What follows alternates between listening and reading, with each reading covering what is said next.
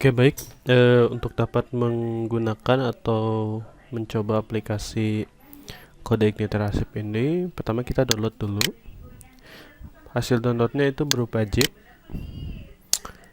kurang lebih ukurannya 50 atau 60 MB. Nah, setelah itu kita ekstrak ke directory di mana web server kita simpan. Jadi sebelum kita mengekstrak aplikasi atau source code aplikasinya, kita pastikan bahwa di komputer kita sudah terinstall aplikasi SAM.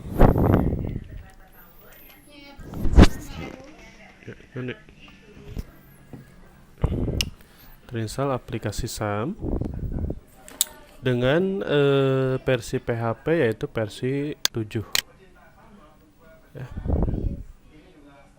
Atau PHP 7 karena untuk shortcode-nya sendiri di sini dibuat menggunakan framework 4. Jadi minimum PHP yang dibutuhkan itu harus PHP 7.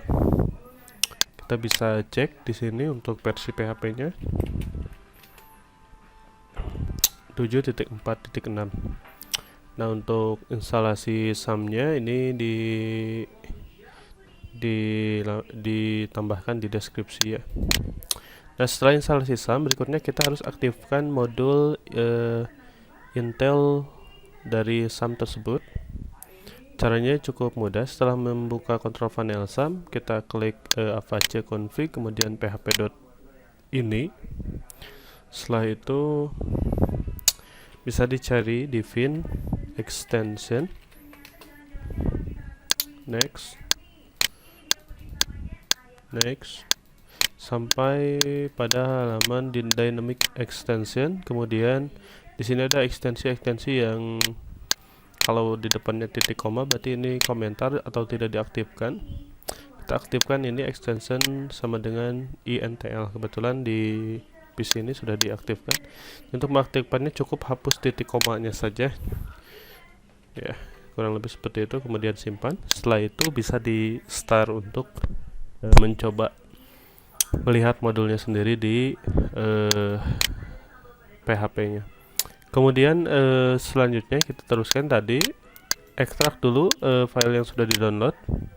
Bisa ekstrak file, kemudian lokasi umum biasanya pada Windows untuk SAM ada di C, kemudian SAM, dan kita simpan di directory web server atau htdoc. Kurang lebih seperti ini. Kemudian oke. Di sini ada password. Kita masukkan passwordnya dulu.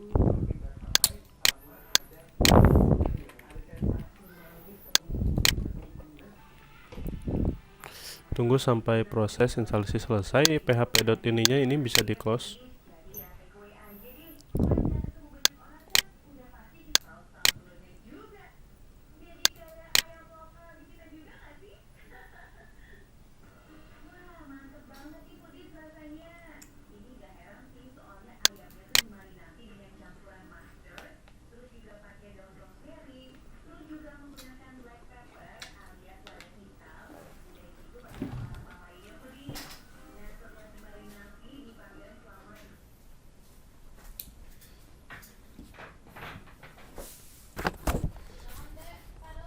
Oke, baik.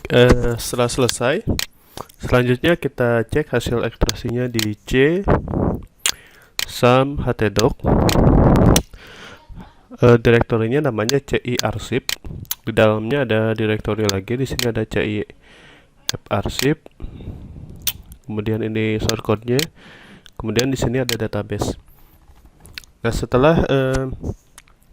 setelah kita mengekstraknya, berikutnya kita terlebih dahulu harus menambahkan database pada phpMyAdmin. Kita cukup buka browser, bisa pakai Mozilla Chrome atau sebagainya. Kemudian sebelum itu kita jalankan dulu service Apache-nya, kemudian database-nya MySQL. Kita terlebih dahulu mulai dari service modul Apache dan MySQL-nya, kemudian buka browser kembali. Cukup tuliskan di sini localhost, seperti biasa akses phpMyAdmin.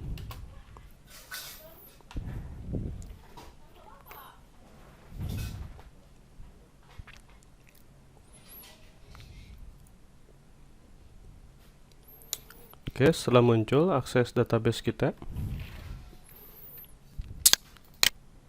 berikutnya kita import saja.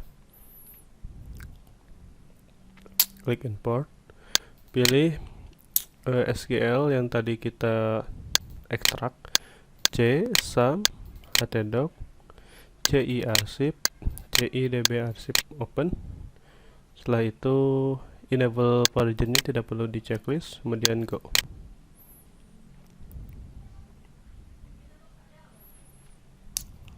Oke, sampai di sini info database-nya sudah selesai. Ini ada di prefix db, namanya db arsip. Oke, kita perlu refresh dulu di sini, tombol reload navigasi.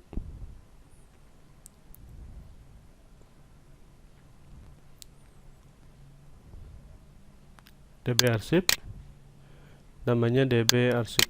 Oke. Jadi berikut nama databasenya db arsip dan ini tabel-tabelnya. Setelah itu, tadi sumnya di sini masih keadaan on. Kita bisa coba langsung akses source code-nya, namun sebelum itu untuk kode iter 4 di sini kita struktur direktorinya ada publik, jadi kita perlu menjalankan sebuah Spark server. Pertama kita masuk dulu ke direktori yang tadi kita ekstrak, htdoc ci arsip. Berarti kita masuk dulu cd htdoc cd ci arsip, kemudian masuk lagi ke direktori ci app arsip, cd ci app arsip. Ya, jadi sekarang di command line sum window kita sudah berada di dalam direktori ci app arsip. Kita akan jalankan ini ya, spark. Kemudian kita bisa berikan perintah php spark server. Tunggu sampai php-nya jalan. Selanjutnya, nah di sini kita bisa baca bahwa untuk mengaksesnya kita bisa mengakses localhost 8080. Ini cukup di copy saja, paste di sini, kemudian enter. Nah, untuk konfigurasi database di sini boleh disetting kembali, disesuaikan atau tidak perlu. Config database. Di sini sudah di-set sesuai dengan nama database yang diekstrak tadi di database-nya. Namanya db arsip. Dan untuk username dan password ini disesuaikan setelah localhost, disesuaikan dengan keadaan dari database MySQL masing-masing. Kalau sudah diberikan password berarti harus disesuaikan kembali. Oke, nah ini sudah bisa akses, dia akan langsung redirect ke index php.login. Nah, untuk username-nya admin, passwordnya admin, ini sudah default. Kita bisa klik login. Tahu kalau tadi masih kosong, bisa klik admin, bisa ketik admin, password admin. Ada beberapa menu, file arsip laporan. File ini berisi informasi sejarah, visi misi, struktur organisasi. Ini perlu di-setting kembali. Kemudian di sini arsip ada surat masuk, surat keluar, dan penyimpanan rak. Surat masuk di sini berfungsi untuk menambahkan surat yang masuk, tanggal surat, tanggal diterima. Kemudian di sini surat keluar hampir sama, tambah tanggal surat, tanggal diterima. Kemudian di sini ada penyimpanan rak. Ini lokasi-lokasi dari surat-suratnya itu disimpan di rak yang mana. Contoh misal masuk di box A, rak AA mantap, tidak ada. Coba di 1, 2, 3, 4, 5. Oke, ini ada ya, ini suratnya. Ini sebelah kiri, ini surat masuk, sebelah kanan surat keluar. Kemudian ada laporan juga di sini, laporan surat masuk, juga laporan surat keluar. Nah, ini berfungsi untuk mengekspor data laporan. Contoh misal surat masuk, tinggal pilih rentang laporannya dari tanggal 1 Januari sampai 31 Januari, apply, download. Nanti file yang akan dihasilkan itu file Excel.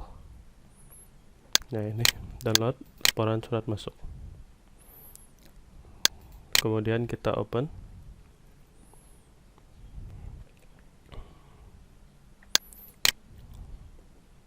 Nah, ini si filenya. Laporan surat masuk. Ini rentangnya. Oke. Kemudian selain itu juga ada informasi atau menu profil di sini menampilkan siapa, username dan nama. Oke. Dan di sini ada tombol keluar. Nah, itu saja mungkin untuk dapat menggunakan aplikasi arsip. Terima kasih banyak, mudah-mudahan bermanfaat. Wassalamualaikum warahmatullahi wabarakatuh.